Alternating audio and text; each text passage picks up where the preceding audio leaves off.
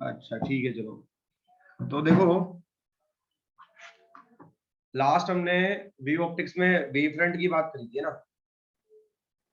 अब wave front के बाद देखो वेव फ्रंट के बारे में हम जानते हैं कि वेव फ्रंट क्या होता है। सारे पार्टिकल और जो सेम फेज में रहते हैं और जो सारे पार्टिकल सेम फेज में रहते हैं उनको जो हम ज्वाइन करते हैं पाथ, तो उसको हम बोलते हैं वेव फ्रंट। ठीक है। और वेव फ्रंट के बारे में हमने डिस्कस भी किया था। अब जरा ये समझते हैं, हाइगन्स प्रिंसिपल लिखवा दिया था मैंने, हाइगन्स प्रिंसिपल। नहीं सर। हाइगन्स प्रिंसिपल नहीं लिखवाया ना अभी? ओके ठीक है, तो लिखो, वही लिखो। हाइगन्स प्रिंसिपल क्या बताता है? ये तो बताया था कि पॉइंट सोर्स का स्फेरिकल वेवफ्रंट होता है और लाइन सोर्स का प्लेन वेवफ्रंट होता है। हाँ नहीं, लाइन सोर्स का नहीं, सॉरी, लाइन सोर्स का सिलेंड्रिकल होता है। ठीक है, ये बता दिया। तो ठीक है, अब देखो हाइगन्स प्रिंसिपल। हाइगन जो थे, हाइगन ने अपने को ये बताया कि जो वेवफ्रंट है वो वेवफ्रंट बनाना कैसे है। ठीक है, तो हाइगन का जरा समझते हैं। इसने क्या बोला? पहली चीज, every point on primary wavefront, primary wavefront act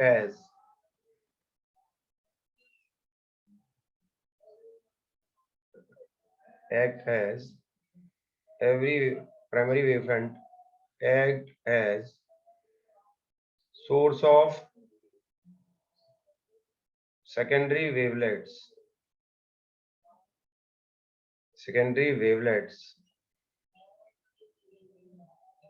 emanating in all directions.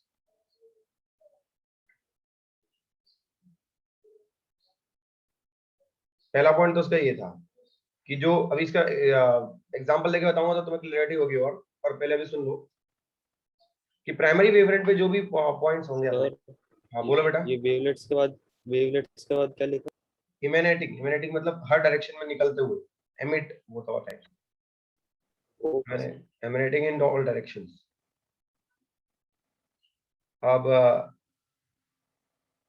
और उसने क्या बोला कि if we draw a tangent to all these secondary wavelets, we will get secondary wavefront. If we draw tangent to secondary wavelets, we will get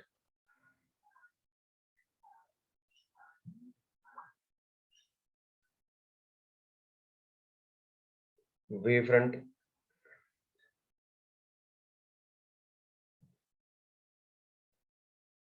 at a later time. मतलब समझते हैं जरा इसको, एग्जांपल से क्लियर होगा। ये सब भी लिखा हुआ है। जैसे कि मान लो एक कोई अपने पास पॉइंट सोर्स है, ये हमारे पास पॉइंट सोर्स। अब यहाँ से क्या हो रहा है? ऐसे ऐसे, ये तो मैंने बताया था लास्ट टाइम पे कि जो वेव की डायरेक्शन होती है उसके परपेंडिकुलर अपना वो होता है, क्या नाम है, वेव फ्रंट। ये बात तो जानते हैं ना सब लोग? क्यों भाई? क्या सर? वेव की डायरेक्शन के परपेंडिकुलर अपना वेव फ्रंट होता है, बताया था लास्ट टाइम पे। देखो हाँ सर। कि जो जैसे वेव जाएगी तो उसके परपेंडिकुलर डायरेक्शन में अपना वेव फ्रंट होगा। तो अब जैसे मान लो कोई सोर्स है ये, है ना। अब वैसे तो इस साइड भी है पर मैं उधर का बना नहीं रहा मान लो। तो ये मेरा अब क्या है? Primary wave front, 90 degree 90 degree वाला। अब इन्होंने ऐसे बोला कि हर पॉइंट जो होगा ना वो नए सोर्स की तरह काम करेगा। ठीक है, वीडियो नहीं चलूंगा। हर पॉइंट नई सोर्स की तरह काम करेगा। मतलब यहाँ से तुम एक टेंजेंट खींच दो, ऐसे ऐसे यहाँ से एक टेंजेंट खींच दो, यहाँ से एक सॉरी आर्क बना दो, पहले टेंजेंट नहीं, आर्क। ये आर्क क्या है भाई? ये वो दिखा रहा है कि जैसे मान लो टी टाइम में वे में कितना ट्रेवल किया, जो भी डिस्टेंस ट्रेवल किया, ऐसे। तो तुमने इसे बना दिया। अब फिर क्या करो, इन सब पे फाइनली जितने भी तुमने बनाया ऐसा, नया टेंजेंट बना दो, तो वो टेंजेंट ऐसे बनेगा। उससे क्या निकल के आ गया, ये हमारा अगर प्राइमरी वेवफ्रंट था, ठीक है, ये मेरा प्राइमरी वेवफ्रंट है, तो दिस इज व्हाट, ये ऐसे हमने पहले आर्क खींचे और आर्क पे टेंजेंट बना दिया, दिस इज सेकेंडरी वेवफ्रंट। मतलब जो थोड़ी देर बाद वेवफ्रंट कहाँ जाएगा वो अपने को बताता है। तो बेसिकली तुम देख रहे होगे दो आर्क बन रहे हैं बेसिकली। अब यही चीज अगर तुम मान लो जैसे प्लेन वेवफ्रंट के लिए बात करो, तो उसके लिए भी जरा देख लेते हैं। ये तो पॉइंट सोर्स था, है ना, जिसके अंदर स्फेरिकल वेवफ्रंट था। अगर प्लेन वेवफ्रंट है तो ऐसा रहेगा, अब उसमें मतलब वेव्स ऐसे जारी होगी, है ना। फिर इसमें वापस से हर पॉइंट को तुम क्या मानोगे, एक नया सोर्स मानोगे, तो उस हर पॉइंट ने मान लो एक ऐसे टेंजेंट अपना वेवफ्रंट बनाया, सेकेंडरी वेवलेट्स। अब फिर उन सब पे तुम्हें वापस से टेंजेंट खींच दो, तो क्या बन जाएगा, this will be the location of secondary wavefront.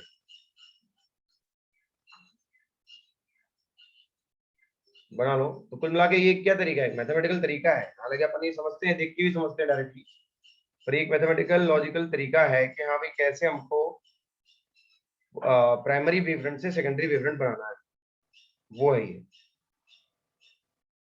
ठीक है। बना लो इसको, फिर बताओ मुझे लिख के।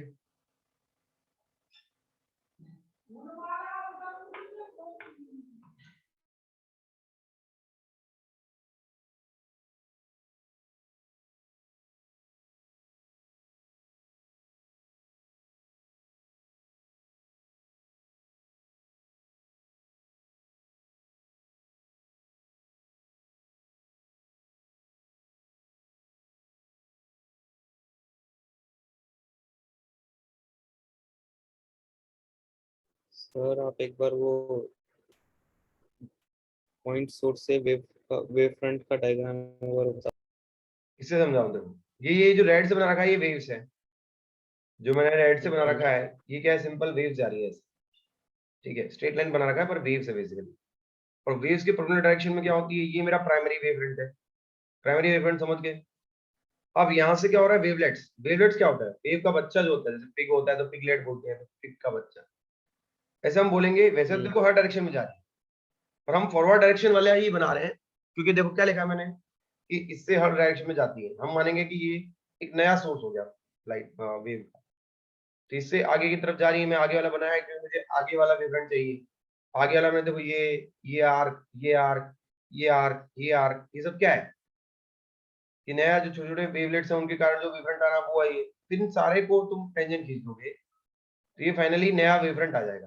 तो प्राइमरी वेवफ्रंट अगर t इक्वल टू 0 पे है, तुम चाहो तो लिख सकते हो कि ये अगर t इक्वल टू 0 पे है, तो ये जो डिस्टेंस है ना, ये अगर vt स्पीड है तो स्पीड इनटू टाइम वाला डिस्टेंस है ये, तो ये वाला जो वेवफ्रंट हो जाएगा कब है ये t इक्वल टू, ये v टाउ लिख दो, चलो v टाउ, तो ये t इक्वल टू टाउ पे है ये। सेम ऐसे ही प्राइमरी वेवफ्रंट अगर t इक्वल टू 0 पे है, सेकेंडरी वेवफ्रंट कब है, t is equal to tau पे है।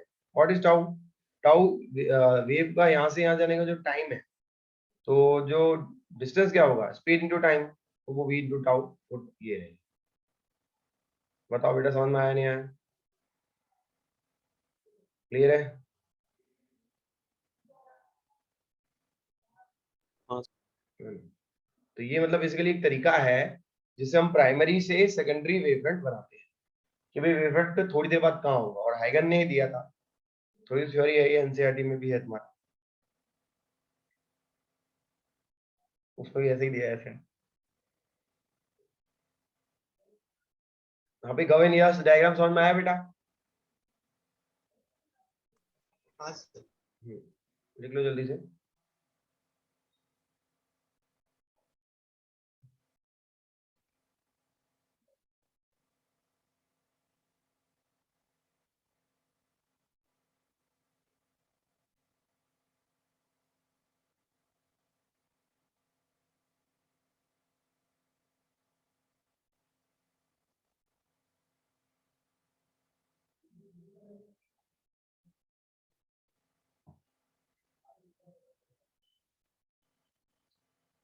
सेकंड पार्ट तो तुम्हारा सब्जेक्टिव है, तो उसमें अपन थ्योरी भी पूरा ध्यान देंगे, वैसे दे ही रहे हैं हम, पहले में भी हमने दिया है, ठीक है। उसमें तो डेरिवेशंस भी आएंगे।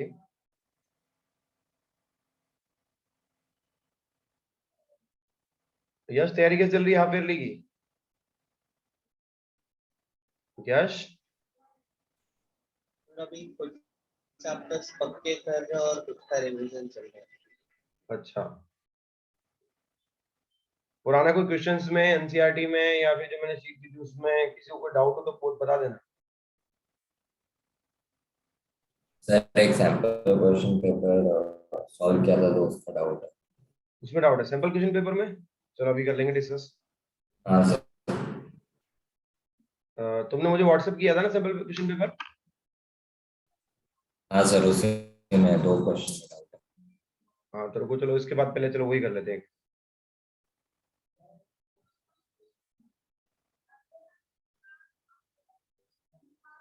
तुमने भाई प्रखर को क्वेश्चंस किए हो, किसी में कोई डाउट आया हो, कोई दिक्कत? नहीं सर, वो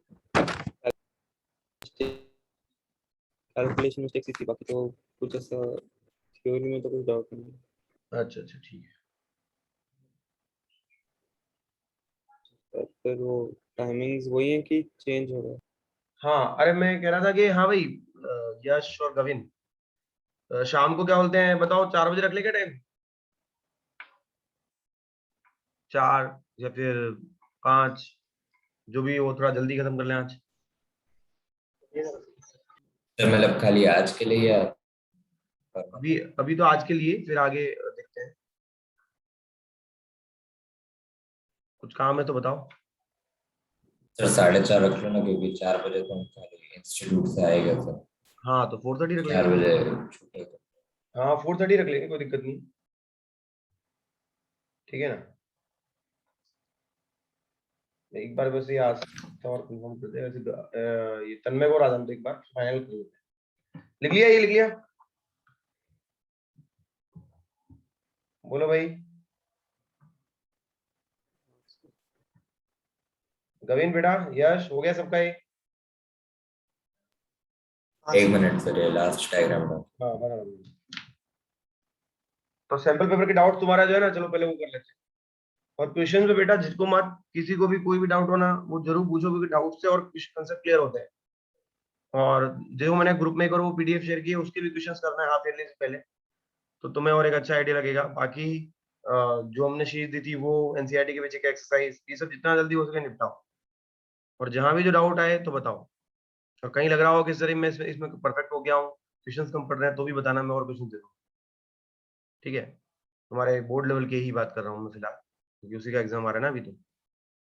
तो वही, पर क्वेश्चंस बेटा करना मत छोड़ना, क्वेश्चंस करना छोड़ दोगे ना तो फिर वो टॉपिक गायब हो जाता है। हो गया गाविन? हो गया सर। ठीक है। एक मिनट, मैं तुम्हारा वो जो सैंपल पेपर है वो खोल लेता हूँ जरा।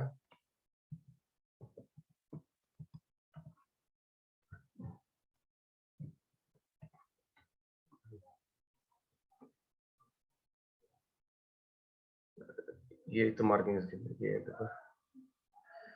हम्म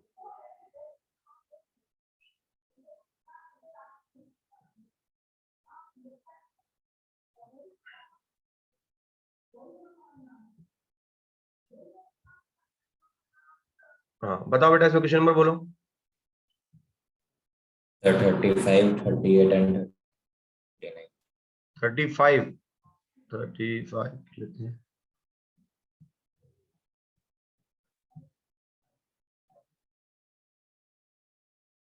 तीन रजिस्टर है, R1 R2 R3, सीरीज में लगा दिया। अब बोल रहा है R1 का ये तो वोल्टेज, अच्छा इसमें देखो क्या होगा।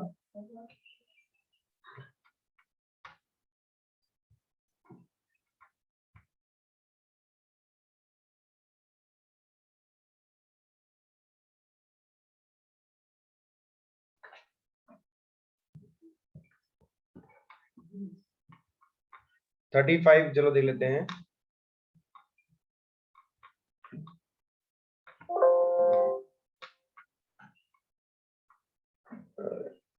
एक good morning sir. Good morning, good morning. Tanmay तुम शाम को 4 से 6 फ्री हो कि बिजी हो? सर आ जाऊँ, आ जाओगे? 2 बजे खत्म होगा मेरा बोथ रहा है। हाँ, क्या खत्म हो गया? मतलब 2 बजे 9 to 2 बोथ रहा है, तो फिर हाँ ठीक है, अच्छा। 2 घंटा मिल जाएगा। हाँ तो ठीक है, तो 4:30 अपन रखेंगे क्लास, है ना? आज वो शाम वाली जल्दी कर लेंगे। हाँ ठीक है, चलेगा सर, बढ़िया। अब देखो 3 रजिस्टर है, R1 R2 R3, ये सीरीज में लगा रखे हैं। अब बोल रखा है कि R1 में जो करंट है कौन सी 250 है। शीट, कौन सी शीट है? ये सैंपल पेपर है ना बेटा, सैंपल पेपर। अच्छा सैंपल है। और R2 जो है उसका रेजिस्टेंस दिया हुआ है अपने को 3 ओम, और R3 का पावर दी हुई है कि भाई ये जो पावर डिसिपेट कर रहा है वो 6 वोल्ट है। तो वोल्टेज पूछ रहा है किसके अक्रॉस? R3 के अक्रॉस। अब बताओ पावर जो होती है उसका फॉर्मूले 2 है, तो V²/R है, या फिर I²R है, और या फिर VI है। सही है। अब देखो, पता नहीं इन्होंने इतनी सारी इन्फॉर्मेशन क्यों दी है, जरूरत तो नहीं है। कि देखो मैं यहाँ पे ये फॉर्मूला लगा के तुरंत आंसर दे सकता हूँ कि P क्या होता है, VI होता है। और मुझे पता है कि पावर इन्होंने कितनी दे दी है R3 के अक्रॉस, 6 वॉट। और जो वोल्टेज है वो मुझे निकालना है, और सीरीज में करंट सेम रहता है, तो वोल्टेज कितना आ गया? 3 वोल्ट आ गया। पता नहीं क्यों बाकी सारा डेटा क्यों दिया है, उसकी जरूरत नहीं। बताओ भाई, समझ में आया नहीं आया? Yes, sir. नहीं आया समझ में? Sir, आया समझ। वापस से बताऊं? देखो नहीं सर, हो जाएगा। हो जाएगा, ठीक है। बेसिकली इसमें क्या है कि तुम्हें वो जो फॉर्मूला है ना, ये तीनों फॉर्मूले समझ में आना चाहिए। अब जो चीज जो हो हमारे पास अवेलेबल, उसके अकॉर्डिंग हम लगा देते हैं। अब यहाँ पे हमको पता था कि भाई सीरीज में करंट सेम है और power is equal to VI होती, तो हमने उसका वाला लॉजिक लगा के कर दिए। ठीक है, तो चलो आगे बढ़ते हैं। और अगला क्वेश्चन कौन सा डाउट था? तो 2 वोल्ट आएगा ना आंसर? सॉरी बेटा, सुनाई नहीं दिया। सर 3 वोल्ट आंसर आएगा ना? हाँ 3 वोल्ट। हाँ, 3 वोल्ट आंसर है, 3 वोल्ट आंसर है।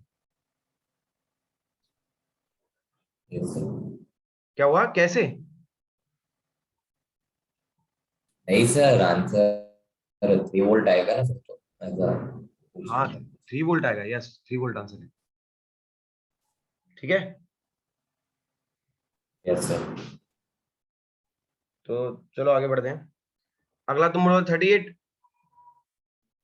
हाँ सर, 38 एंड 39, दोनों 38 एंड 38 39 दोनों है, चलो देख लेते हैं जरा। 38 में क्या है? हाँ मजेदार क्वेश्चन। करंट सेंसिटिविटी याद है किसी को? फॉर्मूला यश फॉर्मूला बताएगा। बताओ बेटा यश, करंट सेंसिटिविटी का फॉर्मूला क्या होता है गैलोमीटर का? यश, करंट सेंसिटिविटी ऑफ गैलोमीटर का। हाँ बोलो, नहीं याद है? गलत बात है बहुत। तन्मय तुम बताओ भाई, करंट सेंसिटिविटी ऑफ गैलोमीटर का फॉर्मूला क्या होता है? नहीं बताओगे तो पिटोगे। बताओ तन्मय। याद नहीं, मतलब वो चैप्टर अभी किया नहीं है मैंने। ये वो प्रखर, तुम बताओ करंट सेंसिटिविटी का फॉर्मूला। याद नहीं है, सब सो रहे हैं, हे भगवान क्या होगा? तुम बताओ अभी, गोविंद तुम्हें याद है बेटा? सर मेरा तो डाउट था। डाउट तो है पर फॉर्मूला तो याद होना चाहिए ना। डाउट है, डाउट तो चलो ठीक है, फॉर्मूला एप्लीकेशन में डाउट है। थ्योरी तो पढ़ाई है मैंने गैलोमीटर के अच्छे से, गैलोमीटर कैसे काम करता है और सारी चीजें भूल गए? तब बढ़िया, ऑफलाइन आके डेरिवेशन बताया था ऐसे करके, याद आ रहा है कुछ? हैं ऐसे नॉर्थ साउथ, फिर टॉर्क जो होता है वो नीबा होता है, फिर यही टॉर्क बराबर क्या होता है? इंडक्शन होगा। क्या इंडक्शन? क्या इंडक्शन थोड़ी, ये तो मैग्नेटिक इफेक्ट ऑफ करंट की बात है। जब क्वेश्चन ये last magnetic effect of current का लास्ट टॉपिक है, नहीं आया समझ में? चलो ठीक है, देखो तो ये मैंने क्या बोला था उसमें कि जो टॉर्क लगता है ना कॉइल पे, वो कितना होता है? नीबा होता है। और वही टॉर्क बराबर सी थीटा होता है, जितना टॉर्क उतना ज्यादा डिफ्लेक्शन। तो उसमें जो फॉर्मूला रिलेशन ऐसे बन जाता है कि आई बराबर सी अपॉन एनबीए इंटू थीटा। अब जो सेंसिटिविटी होती है, सेंसिटिविटी जो होती है, सेंसिटिविटी क्या होती है कि कितने कम आई पे जहां थीटा आ जाए। तो करंट सेंसिटिविटी का फॉर्मूला जो था वो अपने पास है क्या कि आई अपॉन थीटा, सॉरी उल्टा बोल दिया, थीटा अपॉन आई। कितना ज्यादा रिफ्लेक्शन होगा कितने कम करंट पे, तो उसको जब तुम सॉल्व करोगे तो आ जाएगा एन बी ए अपॉन सी। ये फाइनल फॉर्मूला है करंट सेंसिटिविटी का।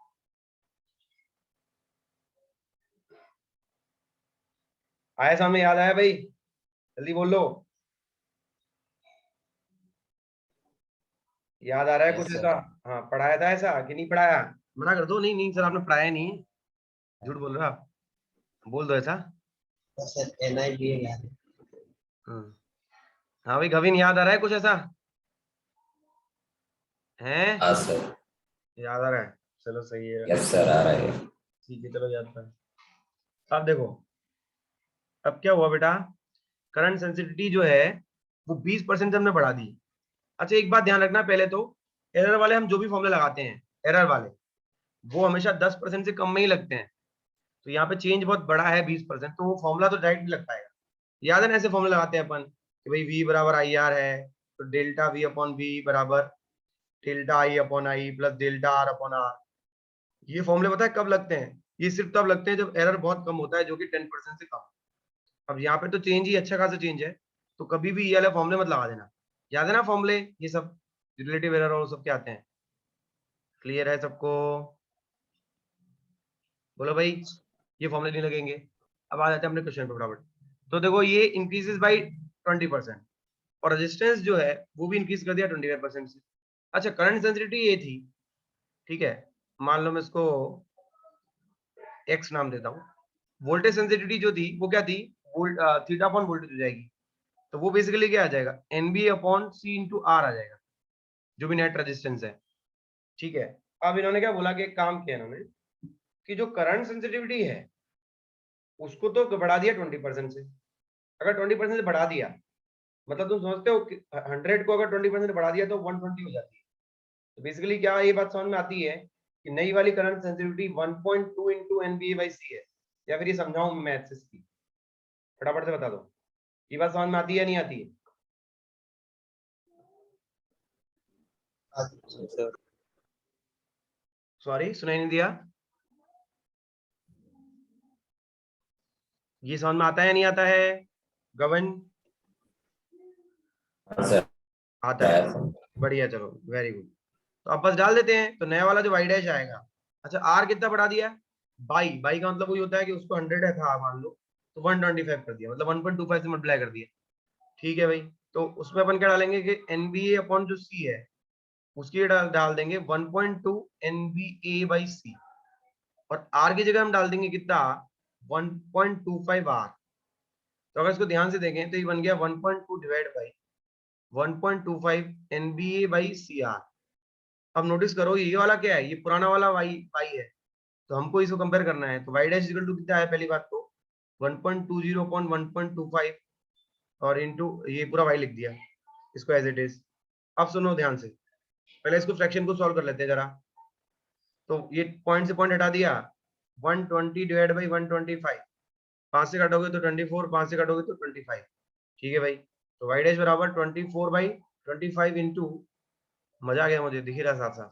तो ये दोनों तो पहले गलत हो गए, या तो 1 या 4 आंसर आएगा, देख लेते जरा। तो 24 बाई 25 इंटू कितना, वाई। अब डाल दो, परसेंटेज चेंज निकालना है। परसेंटेज चेंज का फॉर्मूला क्या होता है भैया? प्रॉफिट परसेंटेज निकालो, लॉस परसेंटेज निकालो, कुछ भी निकालो, परसेंटेज चेंज का फॉर्मूला होता है कि भाई final minus initial divide by original into 100। अब डिक्रीज है तो ऑब्वियसली बड़ा कौन है, लॉस हो रहा है बेसिकली, इसीलिए मैं फाइनल माइनस इनिशियल की बजाय इनिशियल माइनस फाइनल करूंगा, वरना नेगेटिव आया था बात ही की। तो ठीक है, मैं यहाँ से लिख दूंगा कि वाई डैश माइनस वाई की जगह वाई माइनस वाई डैश कर रहा हूँ, और डिवाइड बाई वाई इंटू 100। ये फॉर्मूला क्या लगा रहा हूँ, ये बात सबको समझ में आती है या नहीं आती है?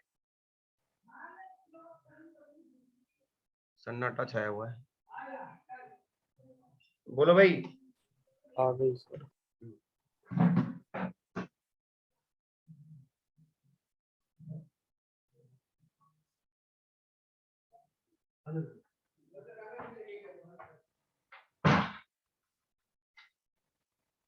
हाँ भाई, अब सॉल्व करो, बताओ क्या आंसर आ रहा है। भाई से भाई कॉमन ले कट जाएगा, 1 - 24/25 कितना आ जाएगा, ये हो जाएगा 1/25, 4% आ गया। आई होप तुम्हें पता चल रहा हो। बताओ कविन, समझ में आया नहीं आया, और बाकी बच्चे भी आया सर समझ। लिख लो फटाफट से, कोई दिक्कत है तो पूछ लो। डिग्रीज कैसे बोला, ये बात तो समझ में आ रही है कि डिग्रीज की वाली बात समझ में नहीं आई। यश सर वो 5 और 10 तो पहले ही कट गए थे, तो दो ही ऑप्शन बचे थे ना, डिक्रीज बाय 1 या डिक्रीज बाय 4, तो ये देखो, ये वाला फ्रैक्शन आया था 24/25, और ये जो फ्रैक्शन है 1 से कम है। अब फ्रैक्शन अगर 1 से कम है मतलब वैल्यू कम हो रही है, फ्रैक्शन अगर 1 से बड़ा होता है उससे मल्टीप्लाई किया जाता है तो वैल्यू बढ़ती है, इसलिए ऐसा हुआ। लिख लो आया जल्दी। सर। तो आगे बढ़े फिर, लिख रहे हो क्या कर रहे हो रविन? सर 1 मिनट लिखना। हाँ लिख लो, जल्दी करो।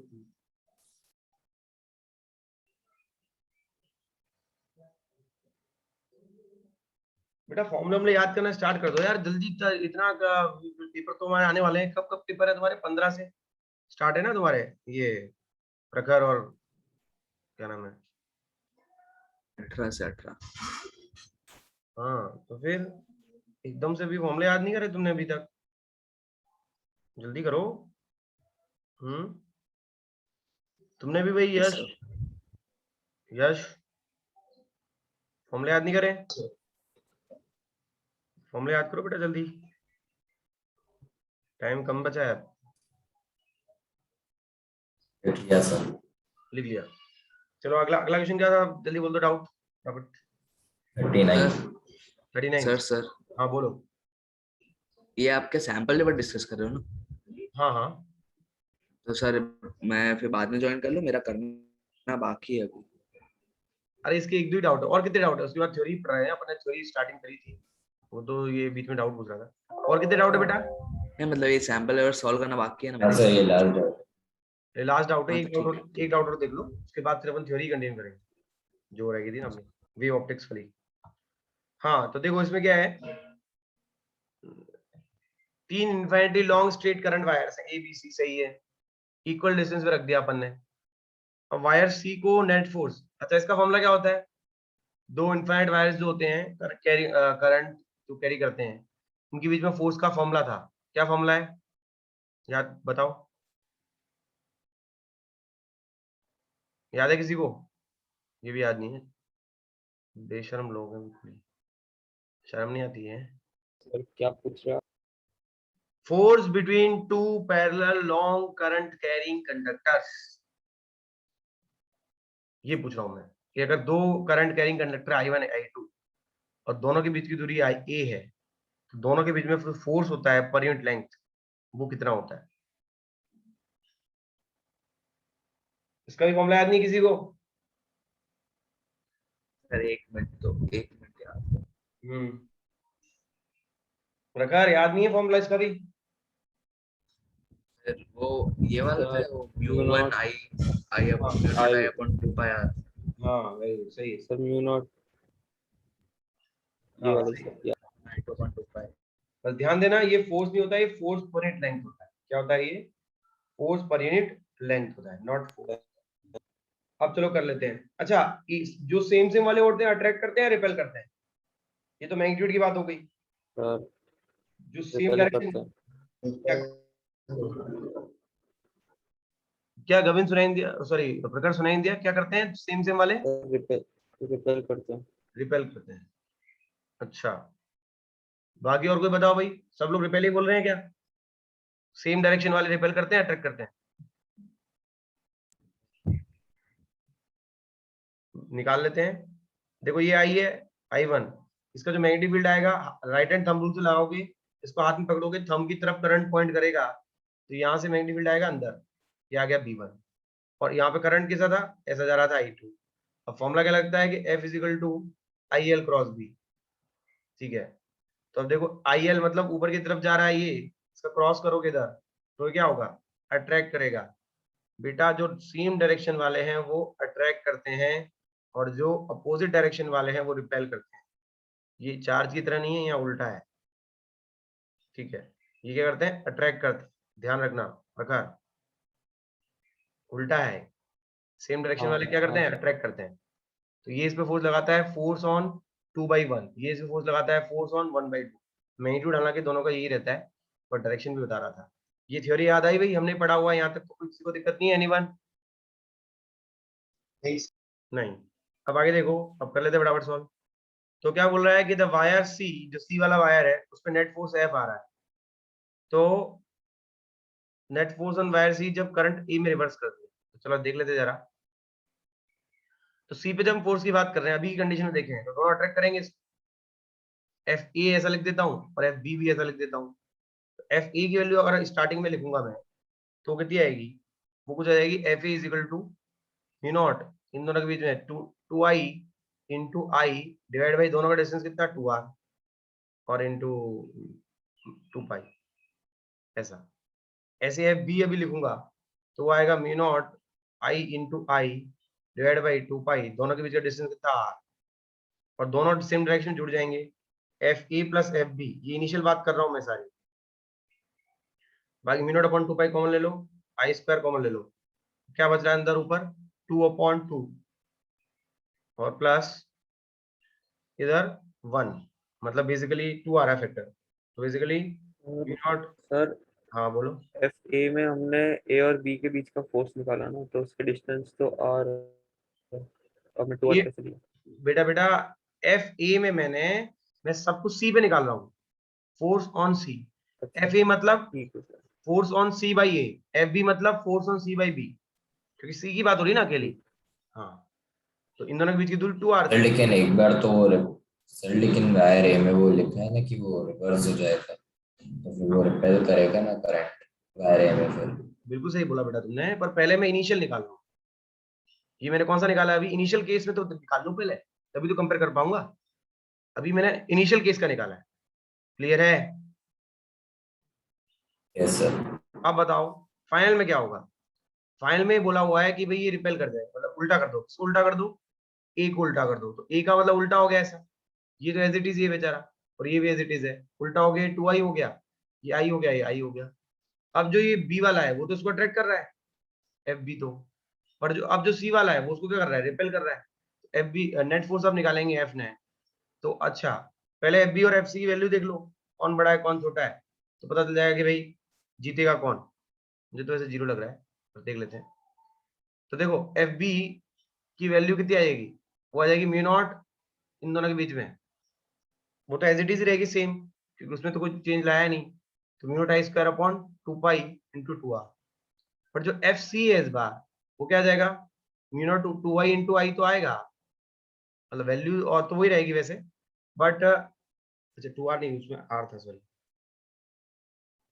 इन दोनों के बीच दूरी डिस्टेंस आ रहा है ना, और वैल्यू तो वही रहेगी बट डायरेक्शन चेंज होगी। अब बताओ दोनों का मैग्नीट्यूड सेम है, दोनों एक दूसरे को काट के क्या कर रहे हैं, 0 कर रहे हैं, तो बस 0 आंसर है, फिर तो खत्म स्टोरी, कंपेयर करने की जरूरत ही नहीं है फिर तो, वरना कंपेयर करना पड़ता। हाँ या ना? हाँ सर। ये अपन ने इनिशियल सॉल्व क्यों किया था, बाई चांस 0 नहीं आता तो मुझे देखना पड़ता कि पुराने वाले कंपैरिजन में कितना है, ठीक है। यहाँ पे तो बाई चांस 0 ही आ गया, देखो दोनों का मैग्नीट्यूड सेम है, डायरेक्शन अपोजिट है, काट के 0 खत्म। क्लियर है ना?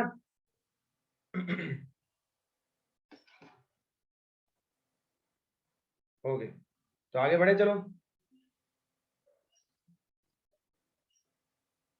हो गया भाई? गविन हाँ सर लिख लो। ठीक है, तो आगे देखो, आगे हम वे ऑप्टिक्स कंटिन्यू कर रहे थे। देखो अभी तक मैंने क्या बताया है कि हाइगन ने जो है, कैसे प्रिंसिपल ने उसने एक्सप्लेन किया कि भाई हम वेवफ्रंट बाद में सेकेंडरी कैसे बनाते हैं। अब जरा बात करते हैं कि हाइगन्स को यूज करते हुए 2 प्रूफ हैं जो अपने एनसीईआरटी में भी दिए हुए हैं, उसको अपने को करना है। पहला प्रूफ है लॉ ऑफ रिफ्रैक्शन। जरा समझते हैं लॉ ऑफ रिफ्रैक्शन को प्रूफ कैसे किया हुआ। ये बेसिकली क्या है कि proof of this using Huygens wave theory.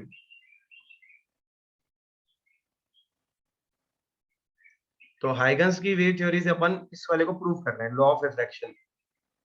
Diagram पे बड़ा ध्यान देना है, डायग्राम बहुत इंपॉर्टेंट है, बाकी तो सब कुछ हो जाता है।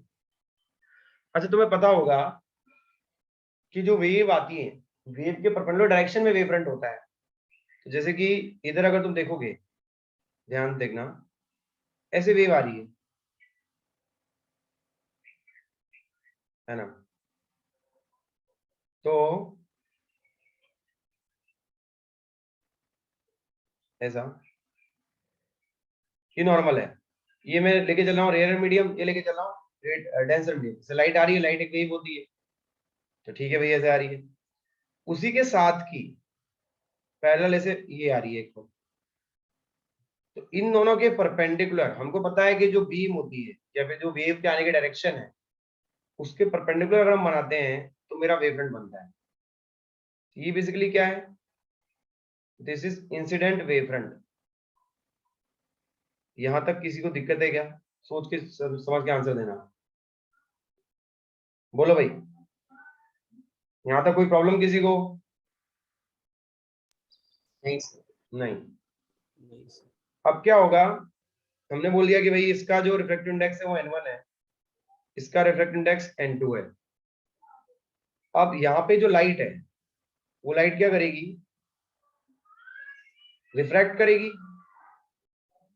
मतलब इस लाइट को यहाँ पे जाना था, हाँ देखो एक बात समझना, ये और ये दोनों साथ साथ में है। अब जब तक कि ये वाला यहाँ तक पहुंचेगा, ठीक है, समझने के लिए मान लो तुम नाम दे दो कि ये 1 है और ये 2 है, समझने के लिए। तो जब तक 2 वाला यहाँ पहुंचेगा, ये इंसिडेंट वेवफ्रंट कब है भाई, ये t इक्वल टू 0 पे है। अब थोड़ी देर बाद जब ये यहाँ तक चला तो इसने कितना ट्रेवल किया, ये लंबाई बेसिकली कितनी आ गई। हम बोल रहे हैं कि speed of light in medium 1 वो v1 है। सर रे तो पास हो जाएगी ना, मतलब रेड से जब टेंसर में जाएगी तो नॉर्मल और वो हाँ सही कह रहे हो बेटा, पास हो जाएगी। रिफ्लेक्टेड बनानी पड़ेगी ना सर। हाँ पास हो जाएगी, आई एग्री, रुको तो ही बना रहा हूँ। पर पहले 2 की स्टोरी देखता हूँ कि 2 के साथ क्या हुआ।